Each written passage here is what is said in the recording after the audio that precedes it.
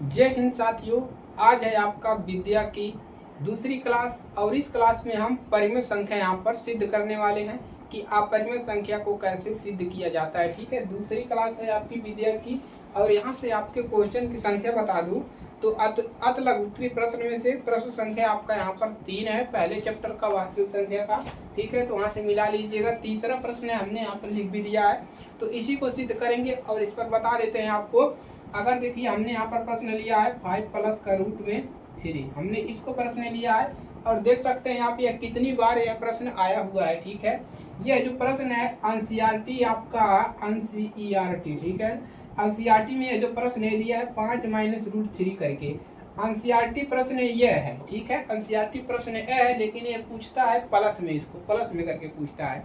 तो अगर आपको माइनस में भी आता है पूछता है तो सेम जिस प्रकार से इसको बताएंगे उसी प्रकार से यह भी लगेगा। अगर यहाँ पर कुछ और भी संख्या से 2 प्लस कर दिया रूट 3 तो भी ऐसे ही लगेगा। अगर मान लीजिए 7 प्लस रूट 3 कर दिया तो ऐसे ही लगेगा। यानी कि प्लस माइनस वाले जितने भी प्रश्न बनेंगे इस पर अंक बदल देगा लेकिन लगेगा वैसे ही, चाहे रूट में 3 हो, 4 हो, 5 हो, कुछ भी हो, एक ही तरीके से लगेगा प्रश्न। इसको आप लोग को ध्यान में रख लेना है। चलिए क्लास को शुरू करते हैं बिना देरी के, ठीक है, और इस क्लास को स्टार्ट करते हैं। चलिए, तो आप लोग बने रहिएगा, ठीक है, कोई समस्या नहीं होगा इसको हल करने में।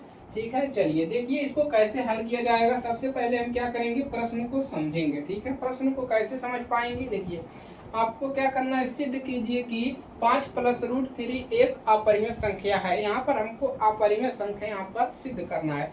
तो करना क्या है, हमको सिद्ध करना है अपरिमेय संख्या। तो अपरिमेय संख्या हम कैसे सिद्ध कर पाएंगे, हम पहले इसको मान लेंगे कि ये जो हमारा प्रश्न दिया है वो परिमेय संख्या है। ठीक है, तो कॉपी कलम लिए हैं तो हल करते हैं। ठीक है, सॉल्व करते हैं इसको। इसका सॉल्व देखिए सोल्यूशन, तो हम क्या करेंगे, मानेंगे, माना 5 प्लस रूट 3 एक क्या है, परिमेय है, परिमेय संख्या, परिमेय संख्या है। जब यह परिमेय संख्या हमने इसको मान लिया तो हम इसको क्या लिख सकते हैं, जब हमने इसको परिमेय संख्या मान लिया तो इसको हम a बटा b के रूप में लिख सकते हैं। तो आगे क्या लिखना है, तो इसलिए यहाँ पर आप लोग लिख लीजिएगा, क्या लिखेंगे, इसलिए इसे a बटा b के रूप में लिख सकते हैं,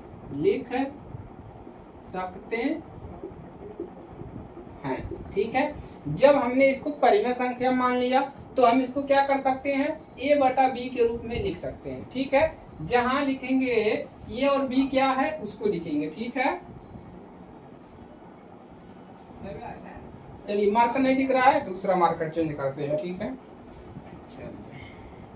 अब देखिए ये हो गया, इसको परिमेय मान लिया और इसको इस बटा में रूप रख सकते हैं। जहां लिखेंगे, जहां a और b है क्या, a और b सह अभाज्य संख्याएं हैं, सह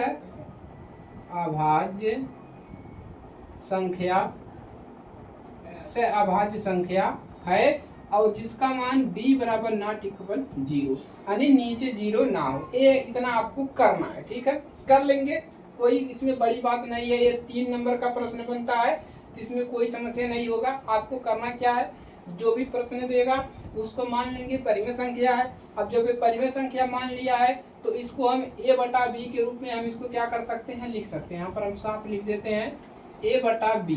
ठीक है, इस रूप में हम इसको लिख सकते हैं, क्यों, क्योंकि हमने परिमेय मान लिया है। और यहाँ पर लिख दीजिए, जहाँ a और b क्या है, सह अभाज्य संख्या है। जो भी प्रश्न देगा अंक बदल करके, चाहे माइनस में, सेम इसी प्रकार से आपको लिखने हैं इसमें। ठीक है, चलिए अब क्या लिखेंगे, जब इतना मान लिया, अब प्रश्न क्या है आपका, 5 प्लस रूट 3 बराबर लिखेंगे a बटा b, इतना कर देंगे। चलिए अब आपको क्या करना है, इस 5 को इसके, देखिए ये क्या है, ये जो रूट में मान होता है ये अपरिमेय संख्या होता है और यहाँ पर आपका है परिमेय संख्या। ठीक है, अब इसको हम क्या करेंगे, इस परिमेय संख्या के पास मानेंगे। देखिए यहाँ पर दो चीजें हैं, आप लोग ध्यान दीजिए। कोई भी प्रश्न हो, इसको करना क्या है, आपको इतना बराबर a बटा b लिखना है, ठीक है, चाहे रूट में 3 ही केवल ना हो, ठीक है। तो देखिए ये है आपका परिमेय और ये है अपरिमेय, ठीक है, और ये भी है आपका परिमेय। तो हम कहेंगे परिमेय संख्या के पास जाइए, ठीक है। तो क्या करेंगे, यहाँ पर रूट ऐसे 3 रहेगा बराबर, इधर क्या हो जाएगा a बटा b, और इस प्लस है इधर लाएंगे माइनस हो जाएगा 5, ठीक है। अब ये हमारा हो गया। अब इधर देखिए, इधर हो गया आपका क्या हो गया, अपरिमेय संख्या और इधर परिमेय संख्या। जब यह परिमेय संख्या है तो ये भी परिमेय संख्या होगा, क्यों, क्योंकि इसके बराबर है। यही करना और ये हल हो गया, कुछ नहीं करना, ठीक है। चलिए अब क्या करेंगे, हो गया यहाँ a और b और 5, यहाँ पर क्या लिखेंगे, यहाँ लिखेंगे यहाँ a कामा b और 5 क्या है, एक परिमेय संख्या है। यहाँ पर a और b यानी कि a वाला भी a, सब क्या है, परिमेय संख्या है, ठीक है, हो गया। यहाँ पर ऐसे लिख लीजिए, इसको ऐसे लिख लीजिए a बटा b और 5, ये जो क्या है, a भी परिमेय है, a भी परिमेय है। जब यह परिमेय संख्या है तो a भी क्या होगा, इसलिए यहाँ पर लिखेंगे, दिख रहा है नहीं दिख रहा है, इधर देखिए, ठीक है, इधर देखिए, इसलिए क्या लिखेंगे, इसलिए रूट थ्री भी एक परिमेय संख्या होगी, ठीक है। जब यह परिमेय है तो इसके बराबर ए भी तो है, तो ये भी तो परिमेय संख्या होगा, हो गया सिद्ध। अब क्या करना है, इसमें लिखना है, ठीक है, परंतु क्या लिखेंगे, परंतु इस तथ्य का विरोधाभास प्राप्त होता है, लेकिन लिखेंगे परंतु इस तथ्य का विरोधाभास, ठीक है, विरोधाभास प्राप्त होता है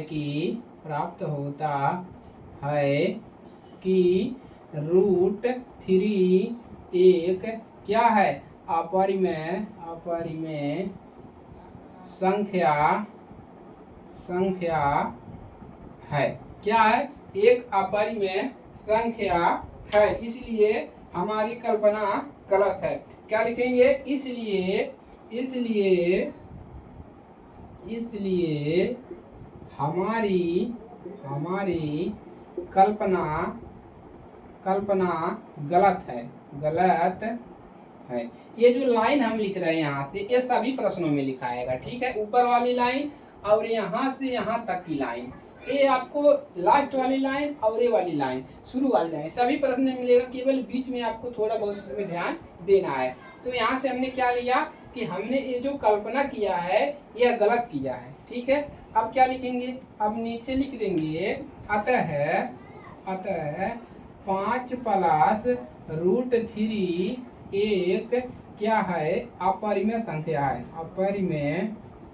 अपरिमेय संख्या है, एकदम क्लियर। तो ये प्रश्न आपका सॉल्व हो गया और यहाँ से आपको मिलने वाले हैं 3 अंक, ठीक है।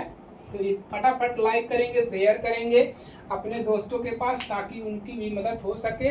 इसमें जितने भी प्रश्न बनते हैं उसको भी करवा देंगे। आगे की क्लास में हम इस प्रकार के प्रश्न करवा देंगे। मान लीजिए रूट में 2 है, रूट में 3 है, रूट में 5 है, तो इस प्रकार के प्रश्न कैसे हल करोगे। और मान लीजिए अगर इस प्रकार से दिया है, जैसे 5 रूट ऐसे दिया है, तो इसको कैसे हल, 2 तरीके और बता देंगे, ताकि पहला चैप्टर आपका क्लियर हो जाएगा। 3-4 क्लास में एक चैप्टर आपके समाप्त हो जाएंगे, ठीक है, नोट कर लीजिए। तो आज के लिए सिर्फ इतना ही। अब मिलेंगे इसके अगले पार्ट में, आने की अगली क्लास में, क्लास नंबर 3 में। आप लोग शेयर करिएगा ज़्यादा से ज़्यादा लोगों के पास, ताकि उनकी मदद हो सके और वह अपनी बोर्ड की तैयारी अच्छे से कर सकें, ठीक है। मिलते हैं अगली क्लास में। जय हिंद, वंदे मातरम।